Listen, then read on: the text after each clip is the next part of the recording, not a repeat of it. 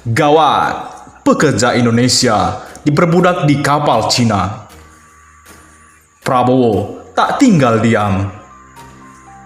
Sejumlah warga Indonesia yang menjadi pelaut diduga mengalami praktik eksploitasi dan pelanggaran hak asasi manusia saat bekerja di sebuah kapal ikan Cina.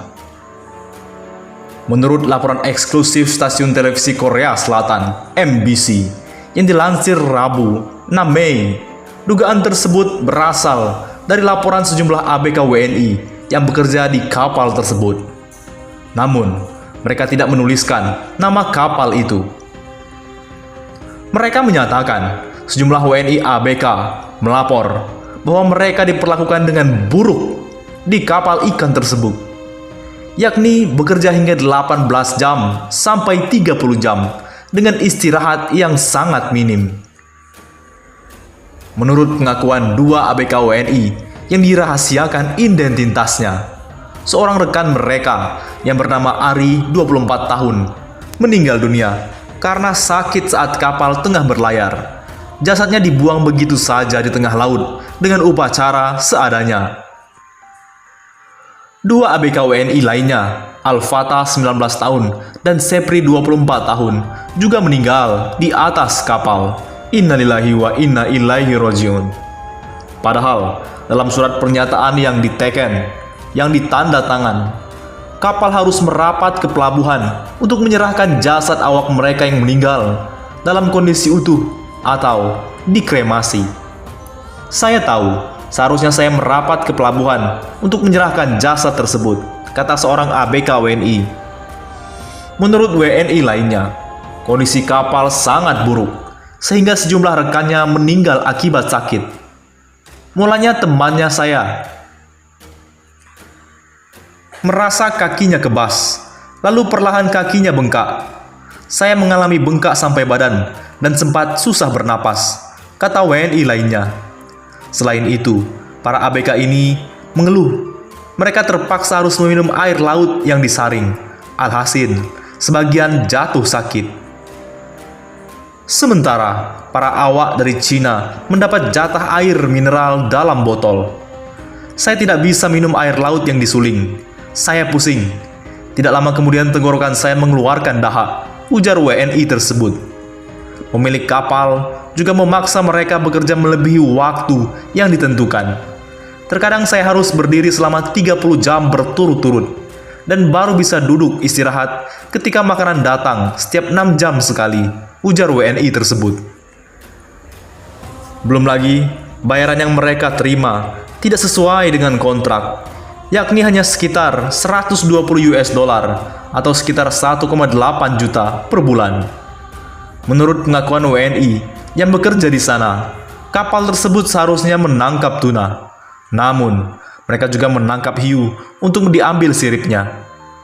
Kapal tersebut baru boleh merapat ke pelabuhan Busan, Korea Selatan pada 23 April lalu. Seorang ABK lantas dilarikan ke rumah sakit akibat mengalami sakit pada dada, tetapi meninggal pada 27 April. Saat itulah, sejumlah ABK WNI mengadu ke aparat setempat mengenai kondisi di kapal tersebut. Menurut advokat publik Korsel, Kim Jong Cheol, pemerintah setempat seharusnya mengusut kejadian tersebut karena mereka sudah menandatangani aturan internasional untuk mencegah perdagangan orang, kerja paksa, dan eksploitasi seksual. Akan tetapi, pada 29 April, kapal tersebut bertolak dari pelabuhan. Aparat setempat menyatakan sudah tidak bisa mengusut karena sudah di luar wilayah hukum mereka. Salah seorang warganet juga menuturkan, ABK Indonesia kerja 18 jam, 6 jam ikut waktu makan. Ketika sakit dan meninggal, mayatnya dibuang ke laut oleh kapal Cina. Tanggal 6 Mei, hari ini, berita ini diangkat oleh MBC di TV Korea. Kejadiannya tanggal 30 Maret. Jadi mereka ini pekerja Indonesia singgah ke Busan, Korea. Jadi nama kapalnya kapal Longsing. Kapal ini harusnya nangkep tuna doang, tapi aktivitasnya ilegal. Karena juga ambil hiu, sirip hiu. Jadi di kapal itu banyak sirip dan bagian tubuh lain dari ikan hiu itu. That's why mereka akan didenda kalau singgah ke daratan sembarangan, akan kena sanksi. Jadi saat ada kesempatan, pekerja Indonesia ini singgah ke Busan, Korea untuk meminta pertolongan masyarakat internasional. Mereka nunjukin video bukti rekaman dari rekan ABK-nya yang meninggal karena sakit. Lalu mayatnya dibuang ke laut oleh kapal tersebut. Pertama namanya Ari 24 tahun, meninggal Februari 2020. Udah kerja lebih dari 1 tahun.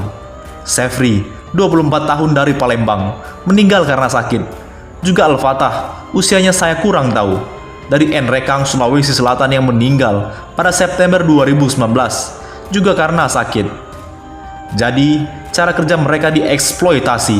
Dari video yang gue lihat, narasumber dari MBC-nya mengatakan bahwa lingkungan kerjanya sama seperti lingkungan kerja perbudakan. Kakinya diikat di atas pantai, paspornya dirampas, dan depositnya yang besar, jadi mereka seperti terkungkung di dalam. Setelah kerja 13 bulan, mereka dibayar 104.000 won, dalam artian cuma 1,7 juta per bulan. Cuma dapat 100 ribuan. Parahnya lagi, kapal itu sebenarnya punya air mineral, tapi air mineralnya cuma pekerja Cina. Untuk pekerja Indonesia, hanya memberikan minuman dari air laut yang difiltrasi. Balik lagi ke 3 orang Indonesia yang meninggal tadi. Jadi dari hasil pemeriksaan forensik, diketahui Effendi meninggal karena pneumonia atau radang paru-paru, ditambah ditemukan juga faktor kekerasan. Namun, bisa dipastikan bahwa bukan itu faktor utama penyebab kematian ABK itu. Dalam kontrak kerja, setelah mereka bekerja sebagai ABK, segala risiko akan saya tanggung, termasuk jika meninggal. Jenazah mereka akan dikremasi di tempat kapal plus menyandar dipulangkan ke Indonesia.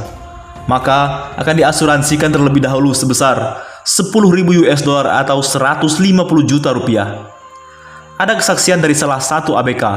Dia bilang tempat kerjanya cukup buruk plus rawan eksploitasi. Salah satu temannya yang meninggal udah sakit selama 1 bulan, kram badan, terus jatuh. Kemudian badannya bengkak, muncul satu-satu. Ditambah minum air laut bikin pusing dan berasa dahak. Semua kesaksian itu diberikan selama mereka berada di Busan.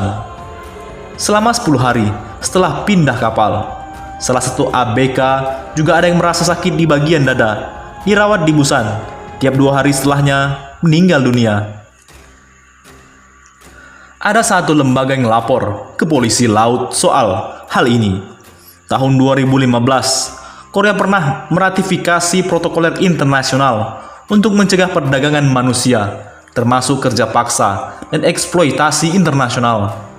Mereka telah revisi KUHP itu, dan sewajibnya kasus itu harusnya diselesaikan di wilayah Korea karena yurisdiksi internasional berlaku. Jadi sejauh yang gue tahu, seharusnya mayatnya itu sesuai perjanjian dalam kontrak tidak boleh dibuang ke laut, meskipun pihak lain memperbolehkan sesuai kontrak kerjanya masing-masing. Karena janjinya adalah mayatnya seharusnya dikremasi dan abunya harus dikirim balik ke Indonesia. Tapi setelah 2 hari, pihak Korea mau menyelidiki. Kapal tersebut kabur. Katanya sih, beberapa ABK ada yang masih di Korea dan menuntut pihak internasional dan Indonesia untuk mengusut kasus ini sejauh mungkin. Masyarakat Korea banyak yang mengecam kasus ini dan menjadi trending. Menanggapi hal itu, Prabowo harus bertindak cepat melalui Duta Besar Indonesia untuk Korea Selatan. Umar Hadi mengatakan, pihaknya akan menyoroti persoalan tersebut sembari tetap memantau kondisi para ABK WNI yang saat ini tengah dikarantina sesuai dengan peraturan setempat. Kita mendampingi, ada 15 ABK WNI yang turun di Busan dan meminta bantuan, ujar Umar. Selain itu, KBRI Seoul juga telah melakukan koordinasi dengan KBRI Beijing untuk meminta penjelasan dan pertanggungjawaban dari pihak operator kapal. KBRI Seoul juga mengaku sudah mendapat dan mendata agen perekrutan para ABK WNI di Indonesia. Semua sudah terdata, perusahaannya, pemiliknya sampai agennya. Mereka semua kita desak untuk bertanggung jawab, tegas Umar. Bagaimana? Menurut pendapat Anda,